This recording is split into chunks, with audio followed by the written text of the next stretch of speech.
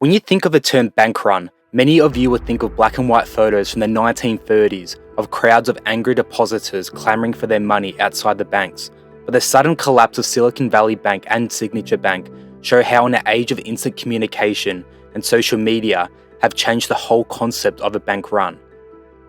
Let's compare the Washington Mutual example where it experienced a run as it collapsed in September 2008. Depositors withdrew $16.7 billion over a 10-day period. By contrast, customers at Silicon Valley Bank tried to withdraw $42 billion, more than twice as much in a single day.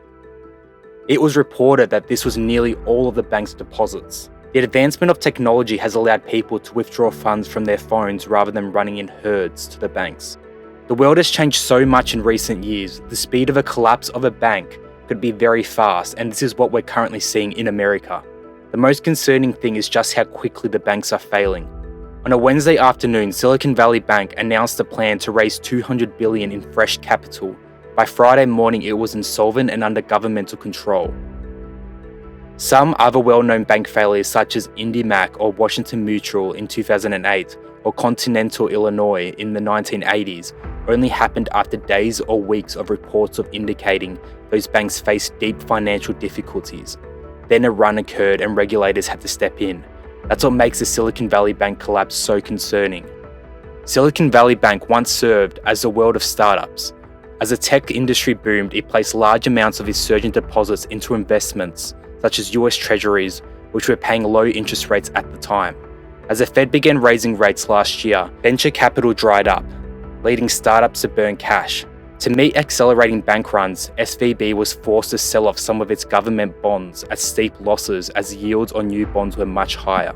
As a result, we saw Silicon Valley Bank file for bankruptcy and was shut down by the FDIC. The Federal Deposit Insurance Corporation estimates that customers withdrew $40 billion, one-fifth of Silicon Valley Bank's deposits, in just a few hours.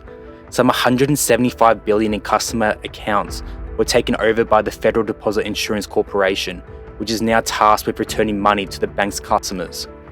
But more than 85% of bank deposits were uninsured, according to estimates in recent filings.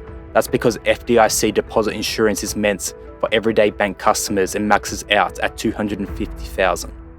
The shakiness of how banks collapse can be traced to how they fundamentally work. A hypothetical bank, let's say, receives $2 billion in deposits from its loyal customers. It then invests that money deposited, $1 billion in loans it gives out, $1 billion in bonds. When interest rates rise, newer bonds pay out more. Older bonds are less attractive to buyers and become worthless. The bonds a bank has now is worth $500 million.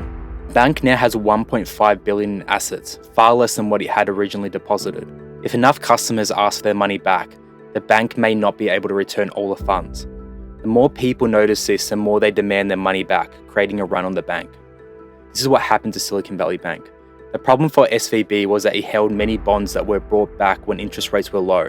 Over the past year, the Federal Reserve has raised interest rates 9 times to combat the highest inflation in generations. As rates went up, newer versions of bonds became more valuable to investors than those SVB were holding. Although Silicon Valley Bank has been the biggest bank to go under, it wasn't the first. Silvergate Capital Corp was the first US bank to collapse this year, done in by its exposure to the crypto industry's meltdown. With authorization from the Federal Reserve, the FDIC had tried to step in, discussing with management ways to avoid a shutdown. Silvergate's woes deepened as the bank sold off assets at a loss to cover withdrawals by spooked customers. It announced plans on March 8 to wind down its operations and liquidate its bank. Signature Bank became the third largest bank failure in US history on March 12 this year, following a surge in customer withdrawals that totaled about 20% of the company's deposits. Silvergate's implosion 4 days earlier had left clients skittish about keeping their deposits at Signature Bank. Despite its much smaller exposure to crypto, federal regulators said they lost faith in the company's leadership and they swept the bank into receivership.